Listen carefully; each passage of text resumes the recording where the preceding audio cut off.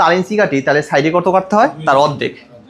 কারণ কি দেখেন পিছনে 4 ইঞ্চি এখানে উঠে গেছে, সাইডে যদি আমি 4 ইঞ্চি এখানে কাটি তার সামনে চুলই থাকবে না, সব ছোট হয়ে যাবে। 4 ইঞ্চি চুল কাটতে আরও 2 ইঞ্চি মিলিয়াতে প্রয়োজন হয়।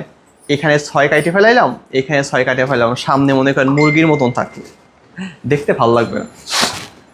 আমার কথা কি বোঝা যাচ্ছে? একটু ঠান্ডার জন্য গলাটা একটু মোটা হয়ে গেছে, এমনি কথা কি বোঝা যাচ্ছে আমার? লো ফেডের বৈশিষ্ট্য কি? 3 থেকে 4 ইঞ্চি, এই যে 3 থেকে 4 ইঞ্চি কত নাম্বার দিব? হ্যাঁ, ওই যে ওখানে লেখা আছে নাম্বার 3। তারপর 2 থেকে 3 কি দিব?